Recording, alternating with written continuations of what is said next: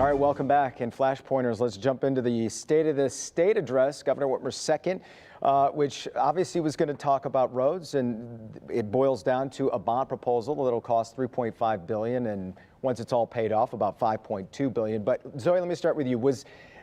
We saw what happened the first Plan A, as she called it, but was this the only way? Was the bonding proposal the only way? No. I mean, no.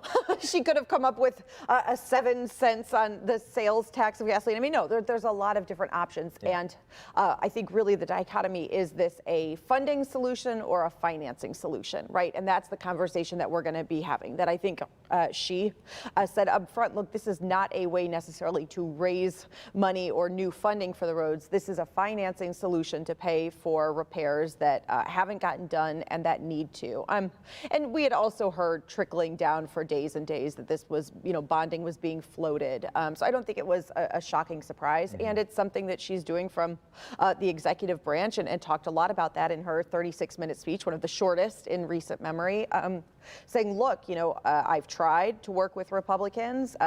Some may disagree that there was, real hard trying to come to the table, and we can talk about that. But basically she's saying, I'm going, the route of the executive branch, very similar to what she did with the admin board and moving money around while she vetoed millions and hundreds of millions of dollars after the Republicans sent her a budget last year. It was funny, before the show we were talking about just how you guys kind of first came across each other's radar, and it was over a funding issue for roads in 2012. And again, it just shows you, and we go way before that, but this is a constant battle every year. Tori, is this plan, what do you think of this plan? I think this plan is not a real plan. They're running ads right now. I saw one last night on HGTV, one of Whitmer's ads for the roads, and they showed this photo of a 2-lane road. The roads that are going to get fixed with this money are only highways and bridges. Local roads are not going to get fixed. In fact, the money that we're going to have to pay back on these bonds is going to take away from local road money. So this isn't a plan. She ran her whole campaign on one issue, fixing the roads. And she got to Lansing and she had no plan that even Democrats could support. That's not a plan. She needs to come to the table and negotiate. I think this Republican legislature is very willing to negotiate, to work, to put plans forward, and we're just not seeing that yet. Is the Republican legislature willing to negotiate, Buzz? I don't know what legislature you were watching, but that's not the one that I saw. I think this was a decisive, action-oriented plan by the governor where she could have done no action. Remember this, we bonded for the creation of the Mackinac Bridge. So this is a vision. This is saying that we're going to build a 21st century infrastructure actually in the 21st century. And this is going to build state highways and trunk lines and federal freeways that are going to make us an attractive place to live, to work, and to grow businesses and grow economic opportunity. So this is very real. And frankly, the payment of those bond debts, that's less than the actual maintenance that we would be paying for the cost of the crumbling roads and bridges that we have. So this is a plan, and this is leadership. Also, many people might think that they're going to need more money other than this to be able to do this. And you've been in this, you've been in this mix. Yes. How hard is it going to be to get that? First of all, I want to say I wish the governor well, because if she does well, legislature does well, the state does well. So I just think that this tact that they've taken is a bad one. It's more hyper-partisanship. She's actually pushed the legislature out of the way now, and she says she's going to do it on her own. She's got to work with them somehow, figure that out. The legislature put forward, I thought, a good faith effort in the last budget for roads. They put a chunk of money in. She subsequently vetoed it, which I still don't understand, because that could have been used incrementally to apply to the roads, and it should have been. I think the right way forward for any legislature is to use the money that you have to pay for roads, and if that means an incremental application to invest in roads in regions at a time, then let's do it that way. But don't bond yourself into such debt that in the future you can't afford that, because I've been through that before in a state government where you can't afford it anymore. And then when that happens, then the money that it takes to service that debt gets taken away from the secondary roads, which won't get touched, and they'll crumble and continue to crumble. One of the things that I find so fascinating is that we are having this debate over funding, and Mike, I'd love to hear your perspective, because you were in the legislature during, the Great Recession, right? When Michigan was like $2 billion in debt. 1.87. Right. Right? Yeah, right. Yeah, no, Buzz, you too.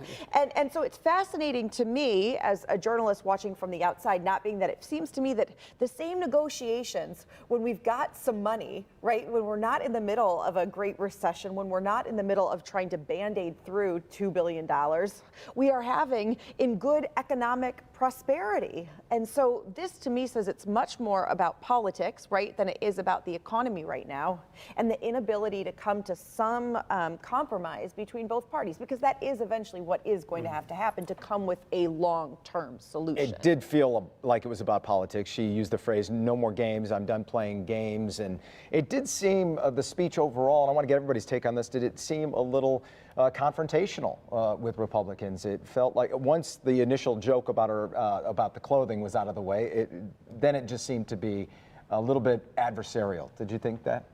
I thought it was ironic that she talked about playing games when she was the one that cut funding for people with autism, for veteran services, for opioid addiction treatment, for public safety, right? She cut those funding. The legislature sent him to her. She played games with it. I mean, you're talking about people with autism. I don't know. I don't think it was good leadership at all. Yeah. And I think that is really unfortunate. As the speech went, Buzz, what did you think of just the, obviously it was short, 36 minutes, I'm sure. When you guys were there, that would have been just awesome to only have to.